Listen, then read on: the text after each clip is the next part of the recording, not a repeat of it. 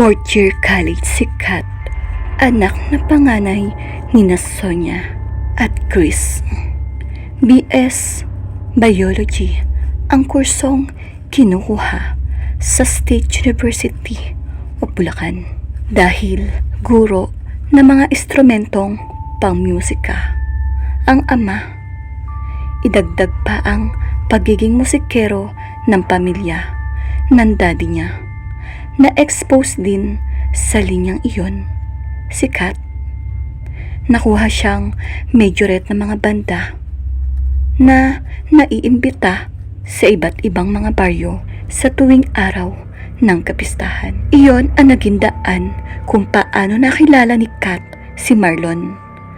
Nakalaunan ay naging boyfriend ng dalaga. Si Marlon ay tubong Batangas. Dumayo lamang ang binata at nakipiyesta. Itinadhana siguro na magtagpo sila. Naispatan ni Marlon ang majorette na si Kat na nooy naglalakad sa kalsada habang nag-iikot ang banda nila na arkilado ng mayor. Walang oras na inaksaya si Marlon nang tumigil ang parada at kumain sa isang bahay ang buong miyembro ng banda. Gumawa agad ng paraan upang makilala si Kat. Sa tulong ng isang kaibigan ay nagawa ni Marlon ang gusto. Taga saan ka ba? Usisa ni Kat. Magkatabi sila noon ni Marlon sa upuan. Tapos nang kumain si Kat at namamahinga na. Sa Batangas, sinong taga rito? Isang barkada ko ang taga rito, ang relatives. Nagkaayaan kami.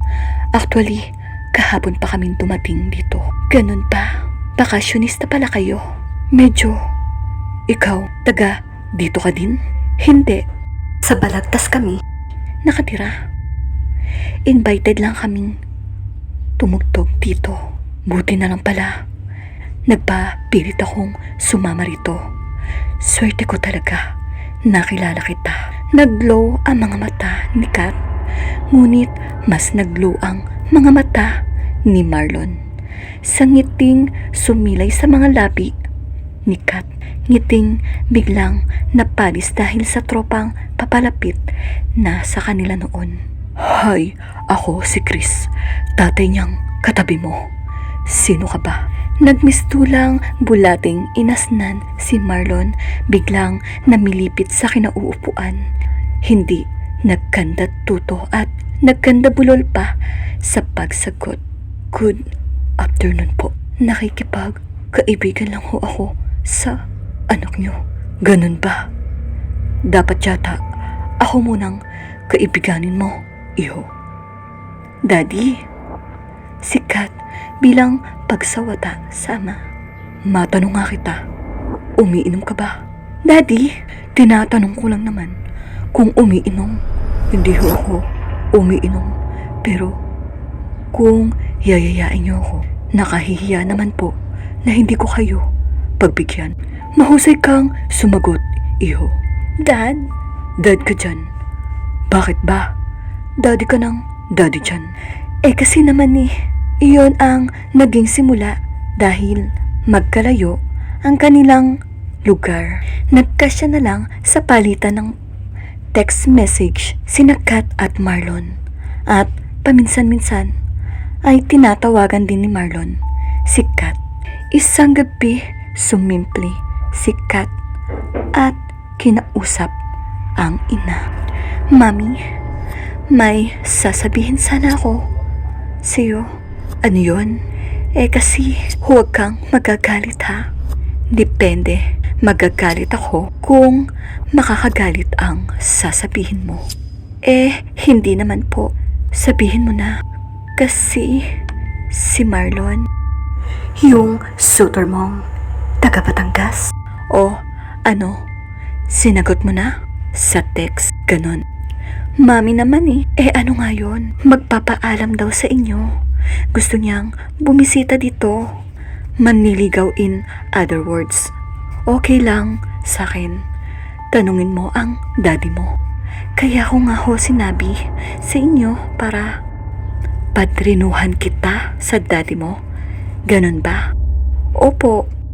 Ayoko. Mami naman. Joke lang. Sige, akong bahala. Kailan ba? Gusto niya. This Sunday na. Okay, nako. Dalaga na talaga ang anak ko.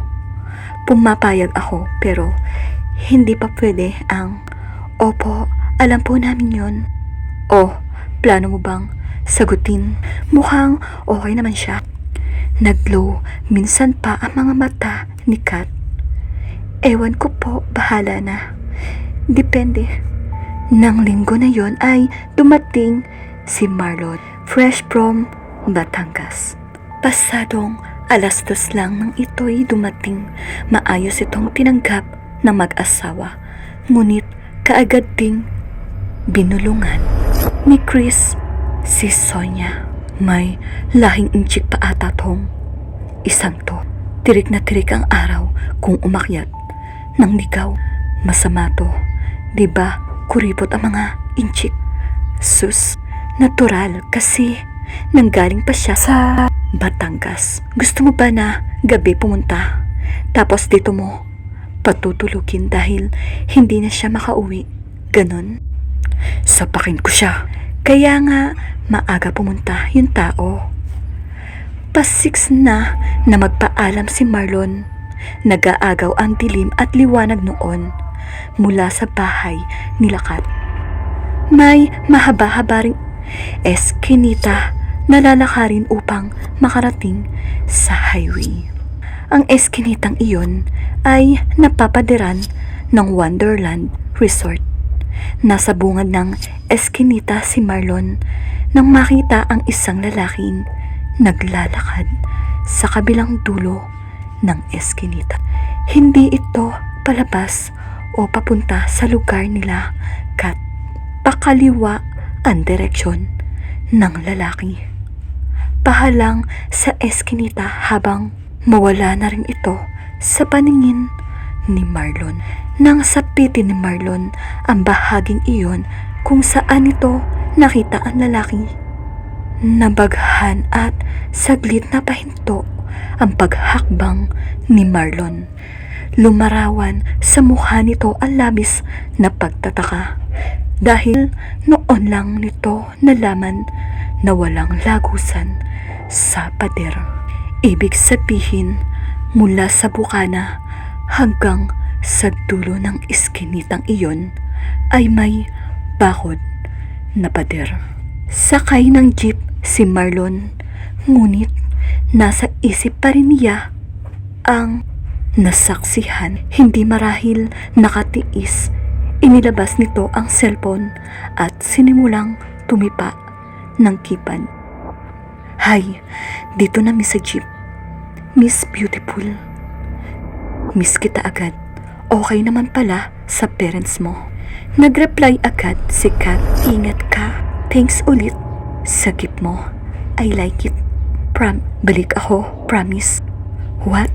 May lumabas ba dyan sa inyo? What do you mean? Ghost. Why? May nakita ko kanina. Lumusot sa pader. Hindi ko alam. Wala palang lagusan. Yung lalaki lumusot doon. Bahagyang natagalan ang pagre-reply ni Kat sa pagkakataong iyon dahil tumabi sa kanya ang inang si Sonia. Yap, ako din may experience na doon. Really? Afraid? Oo, si Kat ang kusang pumutol ng usapan nila sa text. Sinabi nitong mag-text na lang siya kapag nakarating na sa bahay si Marlon. Ang inanooy hinarap ni Kat. Mami, may sinabi si Marlon tungkol saan? Kinuwento ni Kat sa ina ang nakita ni Marlon. Ibig sabihin, kahit hindi taga rito, nagpapakita na dapat talagang may umapela kay Mayor para mapalagyan ng ilaw yung labasan.